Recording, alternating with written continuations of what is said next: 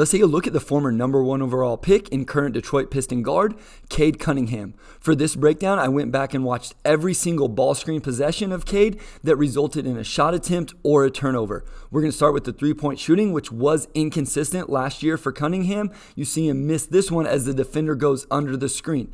I do want to make a note, he shot it much better early in games compared to late in games, which may have to do with just getting used to an NBA schedule and NBA season. The two biggest things for me is he has to be able to take advantage of guards that go under the screen and bigs who stay way off of him. So he just has to be able to make defensive pay for trying to guard him in that way, opening up opportunities to do other things. So here you see the big play way off. The guard doesn't get over it, able to knock it down. You're going to see here against the Brooklyn Nets, the big isn't going to step up hard enough, and so he's going to rise up, knock the shot down. And what this will force bigs to do is step out even further on Cade, and now he can attack them, get to his mid-range, and all the way to the rim, which we'll talk about in just a second. You'll see here against the Celtics, Marcus Smart goes underneath that ball screen, doesn't respect it. Cade knocks down the shot. So he just has to be able to do those things and be respectable to make those guards go over the top and not allow bigs to play way off.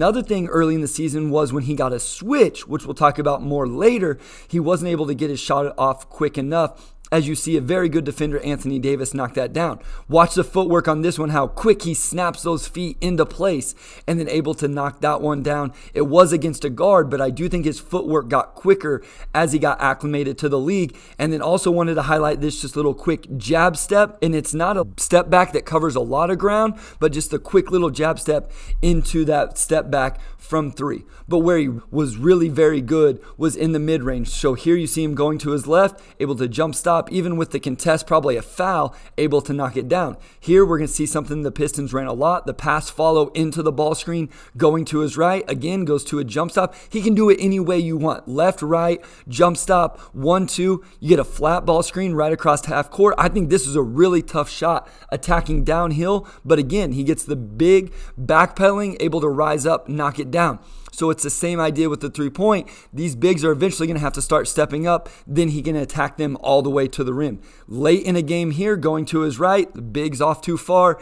That's just automatic from Cade Cunningham at the elbows. And then one thing he loves to do is snake these ball screens. So he's going to attack to the baseline and then snake it back to the middle of the court. And then if he is able to rise up like that, one area I think he has to improve is kind of the runner floater game. So I'll show a couple makes to start. Love this as he pressed to the baseline, getting the angle of the screen he wanted to the middle. And then you see the left hand offhand floater runner right there from Cade. I do think in general, he showed an ability to really finish with that offhand. We're going to see the pass follow into a ball screen again here, the action I talked about earlier, and then off 1 foot with his right hand, able to show the nice soft touch. The issue was that just didn't happen quite enough. One thing he didn't finish at a high rate was kind of these off balance, more true jump shots. So here you see him kind of fading away off balance. Didn't see as many of those or as efficient. And then back to the true floaters and push shots. So off 1 foot there, just right off the front of the rim, not able to knock it down. Again, he's getting to the lane, which is the most important part for a young player, but I do think this is an aspect that he can really improve. 2 foot little push floater there against the Jazz, going to get into the lane again, same idea with his left. He just has to finish these at a higher rate, become a little bit more efficient, and then because of his skill level, he's also going to get some of these like up and under moves, even from 10 to 15 feet, so he gets both guys in the air, little step through, isn't able to finish. I just think these are shots he's going to finish at a higher rate, but I did want to highlight that it wasn't something he did extremely well in his rookie season. I absolutely anticipate improvement going into year 2 and beyond. As we continue to move forward, now we're going to look all the way at getting to the rim. One thing I love and want to see more is this extension.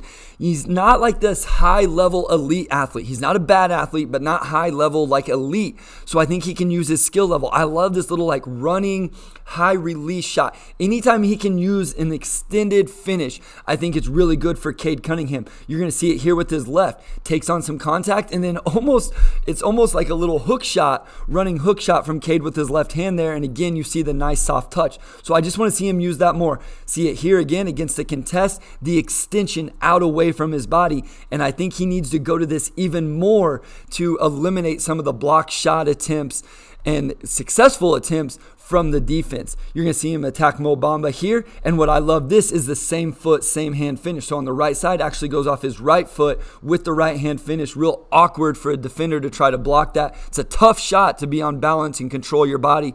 Cade does it really well. And then here you see the patented in and out move around Gobert. And then again, the patented right hand scoop finish reverse on the other side of the basket, something we've seen from Cade Cunningham a lot. So one thing I do want to stop and highlight is all the variety of finishes you see. He's definitely not a one-trick pony when it comes to any of these things. You see a variety of ways in which he's getting shots off in the NBA just in his rookie season. He was also able to play through contact. A lot has been made about his free throw attempts. Hopefully he gets a better whistle going into his second season, but there were times where he really showed an ability to take on contact, as you see it there, and then finish with a little bit of English off the backboard.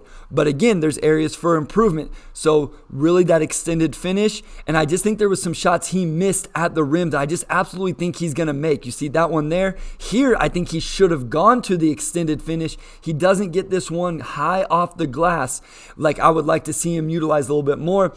Gets it blocked by Porzingis. We're going to see another one against Rudy Gay. He gets the switch, gets in there, and then look, he just doesn't get the ball high enough. Gay doesn't even get that high off the ground, just able to use his length to block this one. He's got this one higher off the backboard, and I think those things will see him adjust in his second season in the NBA. And then he just some easy finishes. So that one, a really easy one against the Pacers. And I think he's just going to have to finish those and will finish those as a better clip. And then I wanted to make note, he really liked the spin move in his rookie season. And I'll show the counter to that in just a second. But he was not very efficient finishing that, as I've used that term a lot. Cade Cunningham, I think one of the biggest areas you want to see improve in year two is just his all-around efficiency. As we transition to some specific areas, we're going to look at him in switch situations, trying to put defenders in jail, and then refusing ball screens. So first with the switch, you're going to see him attack the big here.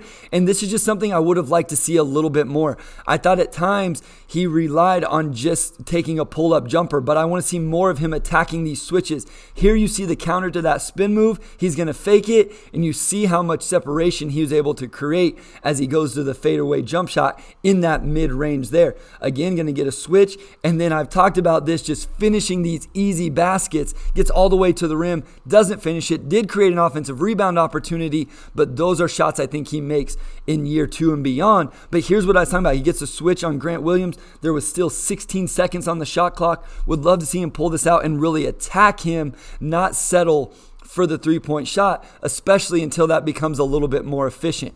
Now looking at him putting defenders in jail, I think this is something he could get better at going into year two. At times he missed it. So here you see he had the opportunity with Okoro behind him, but he's going to allow him to get back in front. So he just essentially misses getting those guys on his back, and then he ends up getting called for an offensive foul there and a turnover. You see it here again. So he has the defender behind him. The idea is to pin him on his back, creating an opportunity, putting him in a tough spot, and the big in a tough spot.